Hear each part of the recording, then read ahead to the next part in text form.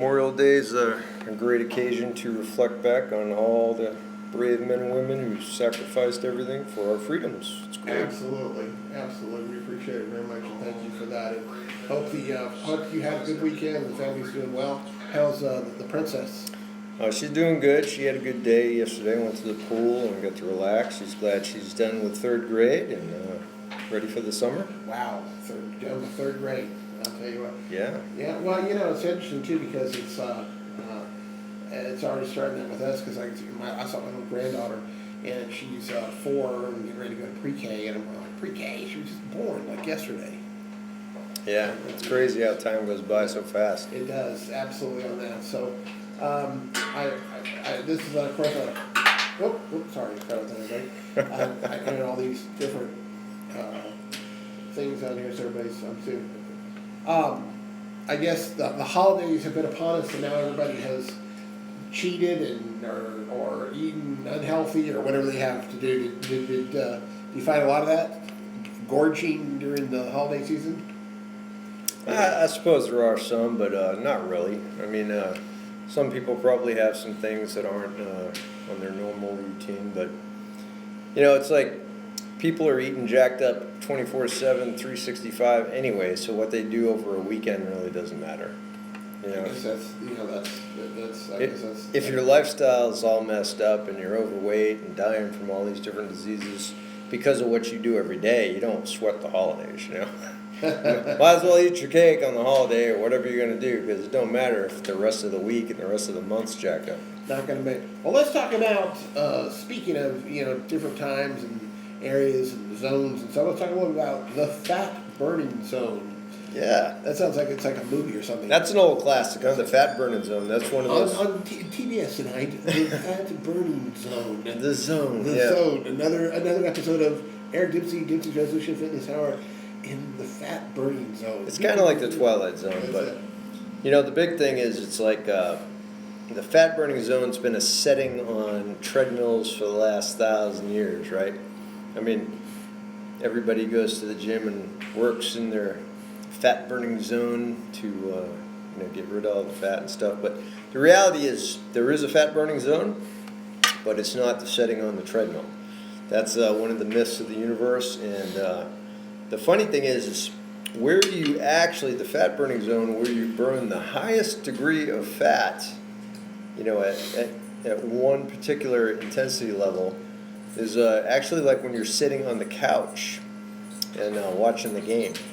So that's when the percentage of fat oxidation for fuel use is the highest, right? But the reality is if you're sitting on the couch watching a game, how much fat could you possibly be burning, right? So even though your system is efficiently using the most fat, you're not using any to speak of, so therefore it's the fat burning zone really means nothing, like zero, nada. It's a myth. So it's a myth. Yeah, so it's a false reality, and it's a setting on a treadmill that somebody made $1 billion off of many years ago, and the fat burning zone is actually, even though it's true in context to a degree, the big thing is you got to understand how fat is burned to begin with, and that's a whole separate process. I like to deviate and change gears a bit but kind of on the same topic. Something that I'm seeing is really, big now, because we're a technology-driven society, if you will, to death right now. Yeah. These, Fitbit, watches, all this stuff like that. Yeah, all the different tracking devices. Myth or reality? Something good or just a hype that you're wasting money on?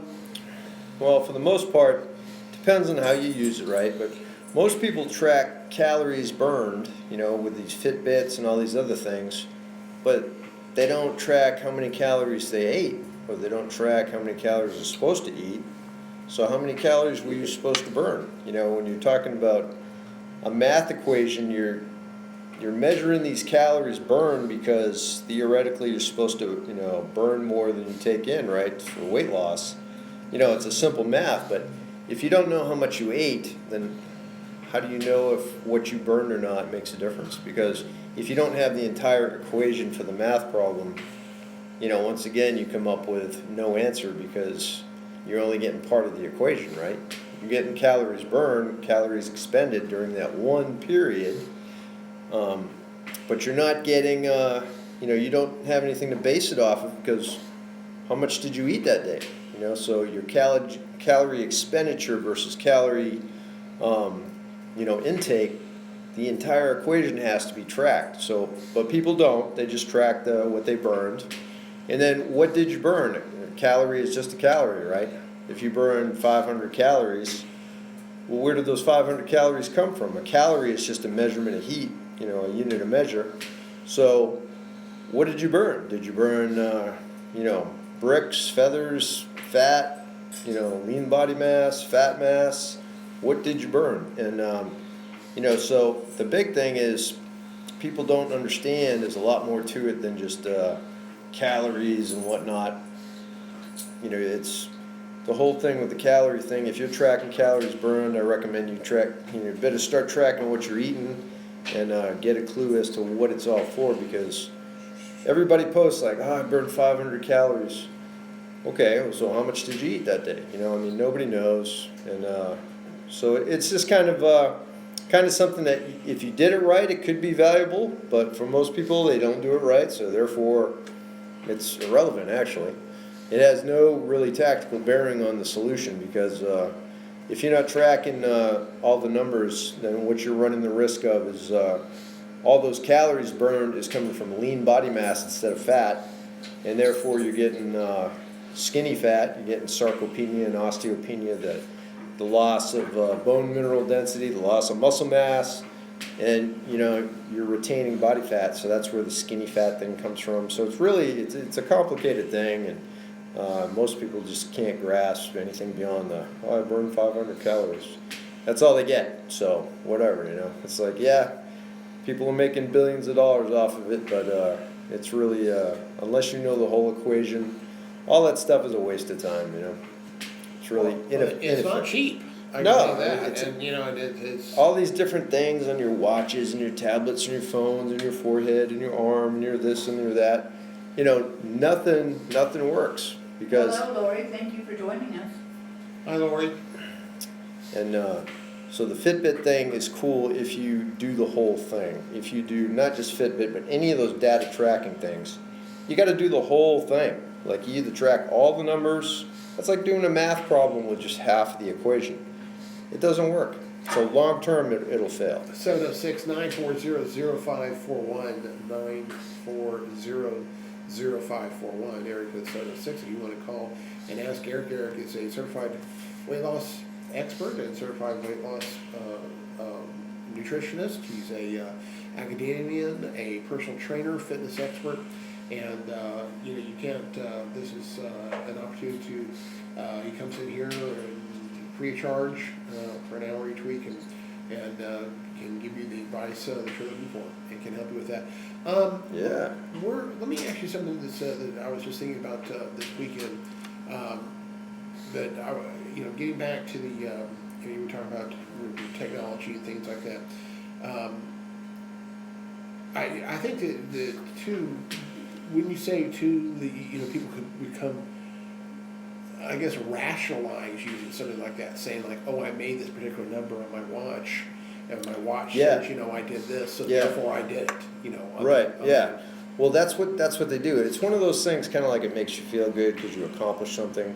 You didn't really accomplish that much, but, you know, going out and doing cardio, most people don't do it right, and so therefore, you know, after about the first 30 minutes of cardio, you're really kind of like, you're burning bridges after that, because your glucose levels and your glycogen and your glucose levels, which is all about, you know, the fuel sources, right? Once you burn that after the first 30 minutes or so, you know, everybody thinks like, oh, then you start burning fat. That's why you got to do cardio for so long. But what really happens is you start burning, you go through the protein conversion to glucose, right? Mm-hmm. And where the majority of the conversion is protein with a little bit of fat to produce more sugar, right? And so like once you get 45 minutes into it, and you're looking at your calories burned, you have no idea where those calories are coming from. Yeah. Well, one thing like you're saying is, and it just made me think of something is that, like a lot of people have the things that count their steps. Yeah. And they go, and it sounds cool. They come and they go like I did 10,000 steps. 10,000 steps a But the day. thing is that, you know what? Let's say that was me that said that. Maybe 10,000 steps for an overweight fat guy is not good at all. You see what I'm saying? I mean, maybe, so it sounds impressive on that. I walk 10,000 steps a day. Yeah. But then when you find out, like, well, you should be walking, I'm just making this up, but you should be walking to be healthy, 20,000 steps a day minimum, on that. And you go, oh, really? Because it can be, the numbers like that and stuff can be deceptive and deceiving. I know that, one thing that you taught me was, I got very comfortable. I started out very, very, very small, which I need to get back to. Using some hand weights and stuff like that, and I got to the point where I went months and months and said, "Oh man, I can do this, 50 times, like this," and stuff like that, and don't even break out a sweat, Yeah, with the 3 pound hand, with 2 pound dumbbell. Well, when I first started, it was hard. Yeah. On that. Yeah. But the point is like you said, is that I needed to progress further from that. Well, where it was back again, difficult again. But it's not. You see, the problem is it's not cut and dried. It's not always like more is better, harder is better, longer is better. So like when you're talking about cardio, you actually become more efficient at cardio the more you do it, right? So when you're trying, if you can picture like an engine on a sports car becoming fine-tuned, right? So each race it goes out on, it burns less gas, it gets more miles to the gallon, right? So your body becomes more efficient in that same manner. So any fat that you were to oxidize after the burn off of the glucose in the first half an hour, the longer you go, you're going to burn less and less fat each time because your body gets more miles to the gallon. So it actually, the longer you go and the more you do the same kind of routine, not only do you adapt to it and it shuts all the progress down, in the plateau scenario, but you become efficient. Your body is an amazing thing and it becomes efficient. And once that happens, it's then you're out there just doing stuff and you're not even burning the stuff you were burning 2 weeks ago. So it's really complicated. There's a lot more to it than meets the eye. It's not about more is better. It's about doing what works and doing what's required to meet your goal. And most people, they're not even in the ballpark of where they're supposed to be doing. It's kind of like the calorie thing, right? When you're eating, when you go on a weight loss program and the whole doctrine is eat less and exercise more, right? Therefore you have to eat less and exercise more continuously. And when you plateau, that means you got to eat less and exercise more. I mean, there's a dead end to that at some point, right? Because when you run out of food, when you're eating less, if you're down to like 1 meal a day and you plateau, what do? Go to half a meal a day? And then what? And then you go to no food a day and you go from like doing a 5K to a 10K to a half marathon to a marathon. So you end up being in the death camp, a self-imposed death camp, right? And so that's the whole thing with this cardio-based, all these guidelines that you get from the USDA and your doctors and everything, 150 minutes of cardio a week. Well, if you just do your 150 minutes of cardio a week, after the first couple weeks, the efficiency of that cardio your body becomes more efficient, but the efficiency for fat burning becomes less and less and less. So that's not the answer. And what does work is the stuff that I teach, obviously. And, and that was over 3 decades of trial and error because I was indoctrinated in the traditional methods. And, I used to wonder, why is this not working now? After you've been really working hard, doing all these great, phenomenal things, and all of a sudden, you're not making progress. So your body adapts, you become more efficient, you burn less fat. The whole thing is a spiraling, just chaotic burning balloon of fire going down to the ground. And You know, it's frustrating, and then you tap out, and then you're like, oh, you get frustrated, because it's a cycle. And if you stay in that traditional mindset, you will just continually whirl around in this cycle of despair where you can't win. Okay? So, what to do instead is, instead of doing the traditional stuff, you know, you could walk out and do, you know, short, high intensity bursts. You know, you could do the big thing is after about 2 to 4 weeks, you really need to shake things up and do things different. Okay, and that means, you know, progression has to be weekly.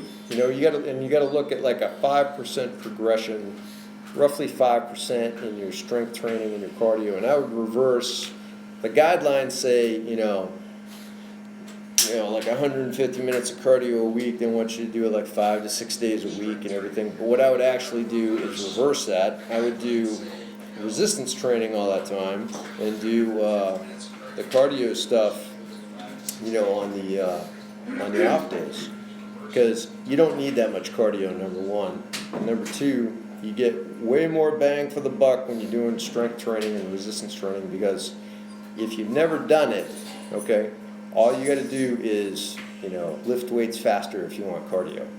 Okay, so there's no point in doing all these separate things, like going to a gym to walk on a treadmill. It's like probably the most ridiculous money wasting thing I've ever seen, because they got 100 treadmills lined up, and the weight section is like really small in some gyms, and the whole thing should be reversed. It should be all weights with a couple treadmills.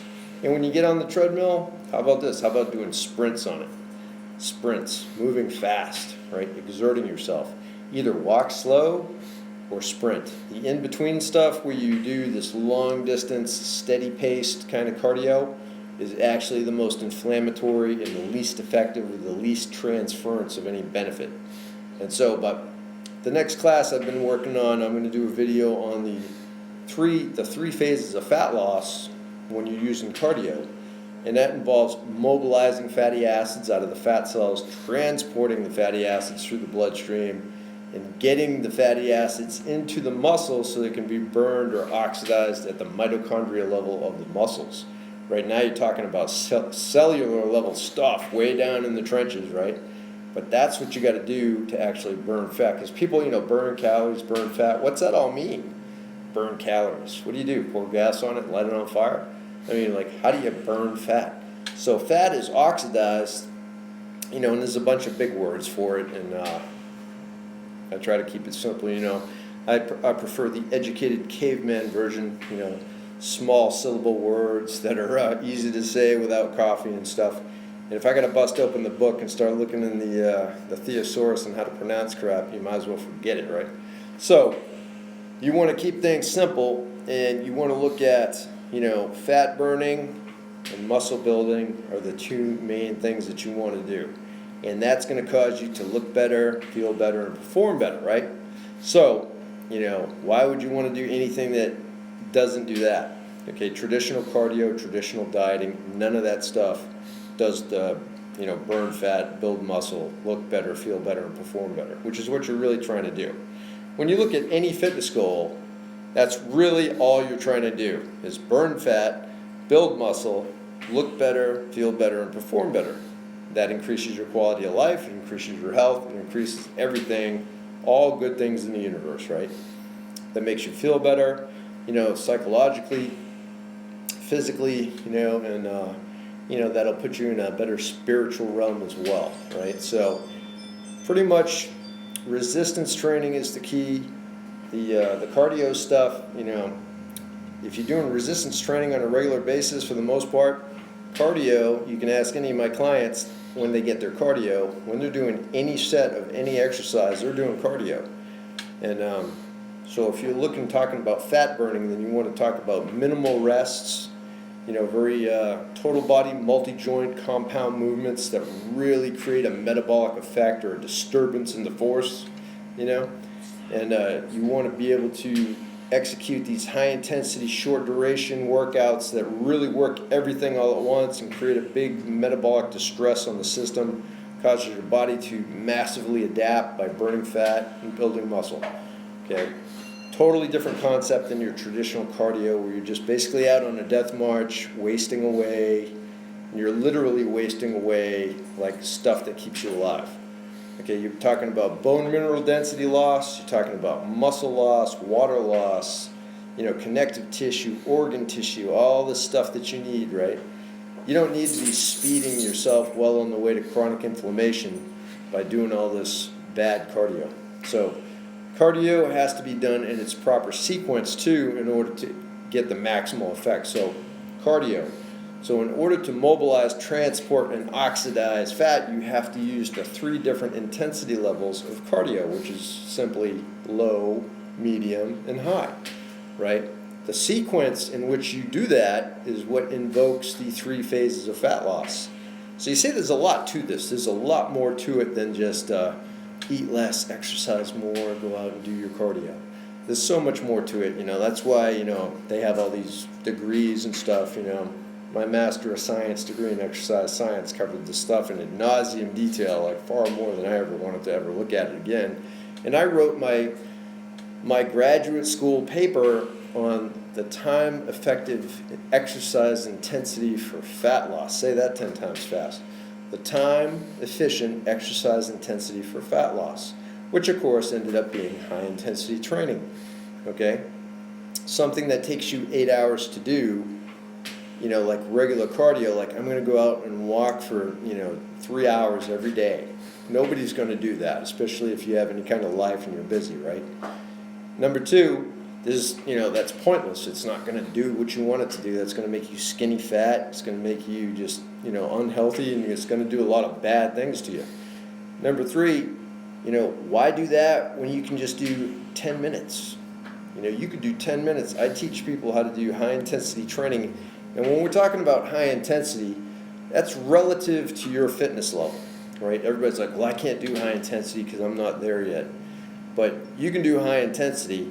What is 80 to 90% of your current VO2 max right now? You don't know, but it's how fast do you have to move in order for you to be near maximal exertion levels, right? Everybody can get to near maximal exertion levels, regardless of what level of fitness you're at, right? You got to go out and push yourself and work hard. So when you go out and you hit an easy example of what would be more effective for cardio would be like, say you're taking a walk around the neighborhood. You're going to go out and you're going to warm up, start off slow, nice easy walk, get the blood flowing. If anything feels excessively tight, maybe do a little stretching. Not too much stretching though, right? We want to save the static stretching for the end. So after you get warmed up a little bit, then say you pick a mailbox or a telephone pole, or you use your stopwatch on your phone, right? And you do either a distance or a timed interval, like say 30 seconds or say 3 telephone poles, whatever. And you walk as fast as you possibly can, like as fast as you possibly can, And then when you hit that 3rd telephone pole or you hit your 30-second mark, then you walk really slow and you catch your breath and you get your system to calm down. You lower your heart rate again, and then and you kind of want to have that a controlled time too, like maybe double to triple the length of the interval that you just did. So if you did 30 seconds of walking as fast as you can, so you're going to go 30, 60, 90 seconds of recovery, and then you're going to do it again, okay? And you're going to repeat that for about 10 minutes. And then you turn around and you walk your butt back to your house in a nice, slow manner, and you do your static stretching and you go eat your post-workout meal. That would do you more good than going out and running a 10K, okay? Not only would it not break you down, but you'd be able to do that and stick with a 10 to 15 to 20 minute plan much better than going out and spending a couple hours every day that nobody's, either nobody says they got time, because what's one of the big excuses anyway? Time, right? I ain't got no time for that, Okay, so that's why I teach a 2-minute workout, a 4-minute workout, a 6-minute workout, a 10-minute workout, a 20-minute workout, whatever you got. I got a workout for you that's going to actually do more than hours of senseless cardio, okay? And it's well documented. I learned these things through the trenches from actually doing it for over 30 years. And then when I went to all these schools, graduate school and whatnot, and did all this scientific study stuff, science, the scientific research method, validated my protocols, okay? So I kind of like learned it the hard way through trial and error in the trenches, and then years later I validated it with science and, a couple dozen studies supporting exactly what I was talking about. So the science is there, the practical experience is there. Sprinting will always outperform any kind of long, slow cardio event. And the transference of that kind of stuff is very one way. Like the high intensity training that you do in almost anything will transfer over to other areas. A long, slow cardio session, like say I'm going to go out and run 5 miles at an 8-minute pace, the standard Ranger 5-mile run. That doesn't transfer over to anything at all, except maybe the chiropractor and the orthopedic surgeon's office and the rehab specialist and the MRI and all that kind of stuff, because that constant pounding, that impact, that jarring, especially as you get older, my days of running are long over. So I ruck march now. I throw a pack on and I go rucking and I walk, because I can walk, okay? And I can walk indefinitely without any high impact jarring, and it's bad enough if you haven't done any ruck marching lately. Go ahead and throw a 50-pound pack on your back and go walk for 30, 40 minutes and see how you feel. I guarantee your butt will be kicked like nothing you ever seen. So that has more relevance, and plus that's functional. If the zombie apocalypse comes and all the walkers are coming to get me at my house and I got to bail out, I'm going to throw my pack and grab my rifle, and I got to be able to step out the door, right? Just like in the old Army days. I was an infantryman. My house was my rucksack. I jumped out of planes, crashed into the ground, threw my pack on, and commenced to stepping. Okay, so that's a functional thing. That's how you get where you got to go. I don't do the jumping out of plane stuff anymore, but I still throw a rucksack on my back and go out and walk a little bit, and I don't suffer some really tragic injury to my joints because of all this high-impact, useless cardio. And now keeping in mind, everybody's like, oh, you're a cardio hater. I'm a certified endurance sports trainer. I've been one for over 20 years, and I have spent over 25 years in the last 35 doing all different types of cardio and endurance events. I had to do it in the military. I had to do it. One of the warm-ups in my karate school back in the day was a 5K. Every single day was a warm-up. We would go out and run a 5K, a big 3.1 mile loop, and come back, and that was like just the first exercise of the warm-up. So I spent like 6 years doing that.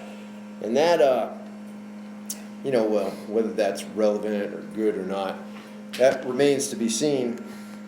But, the whole thing is there's more efficient ways to do stuff. There's more than one way to do everything. And you got to learn all the different stuff and find out which kind actually suits you. Because some people like, hey, I can't do sprints. I can't elevate my heart rate. I can't do this. I can't do that. And, oh, wow, I see a little furry dog down there. A little dog. So Scout. Little dog who loves to chew on everything. Yeah, earphones are awesome, right? Don't let the dog eat the earphones. Yeah, but anyway, so cardio is relative. If you're a lover of cardio and you just like going out and doing all this cardio, that's a totally different animal. If you're doing something for leisure because you enjoy it, go run a half marathon or go do whatever rocks your boat. But when you start saying, oh, I'm doing this event for this particular result, now you're talking about a different animal. Now you're talking about, okay, if you're running half marathons for fat loss training or weight loss, you're definitely not in the right boat, okay? So anyway, that's the best version of cardio. Mobilize, transport, and oxidize free fatty acids by using, and if you want to know more about that part, I'll give you just a quick rundown. To mobilize fat, you're going to do your sprints. You can either do it walking, you can do it running, however, whichever modality of cardio you use doesn't matter. So, you're going to go out and do sprints for about 10 minutes. fast and furious. You're gonna sprint for like 30 seconds, you're gonna cover for 90 seconds, you're gonna repeat that process for approximately 10, no more than 20 minutes tops. Then, you're gonna slow down and catch your breath for about 5 to 10 minutes, and you're gonna lower your heart rate. The sprints mobilizes the fatty acids, pulls it out of the adipose cells, gets it into the bloodstream, and then your 5 to 10 minute rest where you're walking really slow in your fat burning zone, that's where you actually transport all the fatty acids through the bloodstream to the muscles, right? And then you're going to do your steady state cardio for about 20 to 30 minutes. And at that point, that's when you're actually going to oxidize the fatty acids at cellular level in the mitochondria of the muscle. It's going to actually burn it as fuel during that 20-minute medium, moderate pace cardio session. So that's how you get all 3 intensity levels. So you go from high intensity to low intensity, and then you finish with moderate intensity or mid intensity, otherwise known as steady state cardio. You're going to walk in a 9-minute mile for 30 minutes. Okay, that's how you would finish it. So that whole process, if you get anything in that kind of ballpark, you're going to burn more fat, you're going to accomplish way more, and then, than doing some half marathon or something like that. But one of the things is, if you go ahead and say, I only have time, well, I ain't got time to do all those 3 different levels and mobilize, transport, and oxidize. I just need to do one thing. The one thing is going to be the short, high-intensity duration stuff, like for 10 to 20 minutes. Because you can't tell me you ain't got time for 10 minutes of exercise. Daggum phone went down. Hang on, brother. I'm gonna make it. All right. Yeah, so you got 10 minutes. Don't tell me you ain't got 10 minutes, right? Because obviously you do. Everybody's like, I ain't got no time, right? All right, give me 5 minutes. You go out and sprint. And when we're talking about walking, now you can run, if you can run, and you can run, at maximal speeds, and more power to you, go sprint like a gazelle. But I'm talking about, for us old guys that are broken from jumping out of planes and running 5 miles every day for 20 years, I'm going to go out and walk fast. I'm going to do my interval training, my high intensity training for 10 minutes by going ahead and walking as fast as I can for 30 seconds. Now keep it in mind, I throw a backpack on, right? I walk as fast as I can, boom, I'm smoked, I'm out of breath, I can't even, I'm starting to see, I'm having spiritual talks with Jesus, and I'm seeing pink elephants and stuff, and I'm going to go ahead and chill out, and I'm going to recover for about 90 seconds, right? And then I'm going to repeat that process for the duration of my 20 minutes, okay? And then I'm going to call it a wrap, or I'm going to do the same thing for 10 minutes, So the whole thing is, you do that condensed, short, high-intensity training, and then you go eat, and you're done. That's it. And then you can't say, I didn't have time.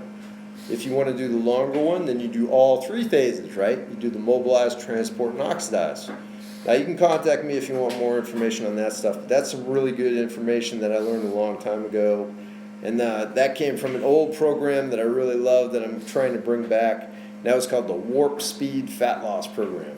And that was by Alan Cosgrove and a couple other associate authors. And man, that was just some really good stuff, And I think Mike Roussel was the co-author of that one. Mike Roussel and Alan Cosgrove. Warp Speed Fat Loss, fabulous program. I trained a lot of people using that back in the day, in the early 2000s, and man, that thing worked great. That was one of the articulated fat loss programs in the Warp Speed Fat Loss. Was that high intensity, low intensity, moderate intensity sequence. Okay, so that's it for cardio. So now, if you have any more questions like that, feel free to hit me up. You can message me. Dempsey's Resolution Fitness on Facebook. You can hit me on the message thing on there, or you can hit Eric at dempseysresolution.com, or you can hit me up at 706-573-4236. Leave a message or text me if I can't answer you. Okay, and then moving on to the next topic, what I wanted to talk about today was vegetables. There's actually vegetables that some people can't eat because it causes problems. And so one of my clients' wives suffers from bad bouts of Lyme disease. And because of the Lyme disease, she can't eat certain vegetables, which is amazing, right? And it illustrates a point I haven't really come in contact with in a long time. There's certain diseases out there where there's different autoimmune responses to eating certain types of vegetables. Now this poor lady, she can't eat, she's doing an elimination diet now to try to figure out if she can eat any vegetables. And she's picked out she's good with celery, she's working on a couple other things. But man, think about that for a second, right? Can't eat vegetables. Everybody's like, you need to be on a plant-based diet. Well, guess what happens when you can't eat vegetables? You ain't on no plant-based diet, right? You're gonna put the dye in diet. And so that kind of vegetables. Some people have issues with vegetables. Now, if you haven't looked into that and you think you might have issues with that, if you eat vegetables and you have some kind of reaction, it's a thing. It's a medical thing, and you need to look into it. But nobody talks about it because everybody tells you to eat your vegetables, right? Now, for the average person, yes, you need to eat tons and tons of vegetables and fruit, fibrous carbs, right? And vegetables and fruit are carbs. They're fibrous carbohydrates. Okay, they have tons of fiber in them too. And they have a lot of water. They have vitamins, minerals, all the micronutrients, all the microminerals. They have all of this stuff in it, super good for you. But you also need your nuts and seeds and your good oils and your lean proteins, right? And you need the right amount of the right stuff at the right time. So, vegetables can be bad for you in certain circumstances, okay? Now, this is one of them deals where it only applies to a select crew. But, if you're not sure whether you're in that crew or not, then an elimination diet is a really, really good thing. And, that's part of what my 21-day detox program is based on, an elimination diet. And you can find that at the link on my dempseysresolution.com/links.html. You can get all of that, all of the different information products that I sell. And one of them is, there's paleo, there's intermittent fasting, there's all kinds of good stuff on all types of exercise and different nutrition things. But the 21-day detox talks about elimination. It's an elimination program where if you think vegetables are an issue, you're going to go ahead and phase them out, and then you're going to slowly, a couple weeks later, phase them in one at a time. And you're going to make sure you keep really good records of, how did you react to this vegetable or this food in general. Elimination things are good if you don't know what's good and bad for you. Those elimination things are good because you cut something out and then you slowly add it back in, and you document on a case-by-case basis the effects of each thing. So that's a really cool way to know at the end of that elimination phase, you're going to have a really good idea of what causes you problems and what you're good with. And then you can revalidate your food lists in your protein, fat, and carbs, right? Which is the foundation for my nutrition plan format that I teach. You got to have a food list of foods that work for you from the protein, fat, and carb list. And you need as many choices as you can get. And we're talking about foods that you like. Okay, obviously in any kind of fitness or nutrition program, you want to stick to stuff that's sustainable long term. If you don't like a food or you're doing something that you just can't stand, how sustainable is that? So anyway, think about that. And if vegetables are a problem, they can be a problem. They are a problem for certain people, especially like nightshades. People with autoimmune disorders have to really be careful. If you don't know if you're sensitive to gluten or, anything else, you got to do something to figure out what's good and what's not so you can make that accurate food list that's going to benefit you, right? So, vegetables can be bad for you. For most people, they're super good for you. So, if they're super good for you, eat your vegetables. If not, figure it out. And if you need help with any of that stuff, let me know. And then the last big topic I want to talk about is the importance of muscle mass. A lot of people don't understand, why muscle, especially girls, they're like, oh, I don't want to bulk up. And, most of the girls that come to me and say that, I was like, well, you kind of already are bulked up, so, we got to unbulk you, right? So you don't worry about muscle making you bulky. You worry about the body fat percentage. So you want the body fat to go down and you want the muscle to come up. Muscle is denser than fat, right? You don't get bulky. It's physically almost impossible for you to get bulky as a female unless you were like eating 20,000 calories a day and shooting up needles with synthetic, anabolic steroids and stuff. So muscle is super important because not only is it functional, it is actually where the fat is oxidized. Okay, fat is actually burned in the mitochondria of the muscle cells. So if you don't get any muscle, there's no furnace to burn all that fat. So you're taking all this wood, the fire, the wood chips to throw to create the heat, right? And you're taking it down the highway in your truck, and you're going to where the muscle furnace is, and boom, next thing you know, you ain't got nothing there to burn it, right? So what's it do? It circulates back around and goes right back to the fat cells. And then, because of that, you're in a catabolic state and you start creating more body fat to burn. More and more and more. So muscle is important. It takes a certain number of calories that it takes your body to actually preserve and work on the maintenance of the muscle itself. So for every pound of muscle, you're going to burn a certain amount of calories every day just to maintain that on your body. Because everything has a price as far as fuel. There's a cost. All your different systems. Anyway, so muscle not only is functional, it lets you have quality of life so you can move. It burns fat. It burns calories just to maintain it. And that's what's going to make you look better, feel better, and perform better. Okay, muscle. Burning fat, building muscle, and look better, feel better, and perform better. Those are the keys. So you want your muscle. Don't be afraid of bulking up because it's really hard to bulk up. Ask any bodybuilder. And girls, you're not going to bulk up. What it's going to do is make you look fabulous, make you feel fabulous, and it's going to really, really do great things for you. You need your protein, you need your weightlifting, right? And remember, when in doubt, to simplify things, lift heavy and sprint, and go eat your food. More protein. Don't forget your good fats. And hydrate. Get enough sleep, If you do any of that stuff, you're going to make progress, but people somehow just don't. Don't do it. Yeah, don't do it. They don't do it. They don't do what they should do. Well, it's about that. I think it's about that time here. Thanks, Eric Dempsey from Dempsey Resolution Fitness. Sorry I had to run out there for a second. Had ministry stuff that came up, and you know how that goes.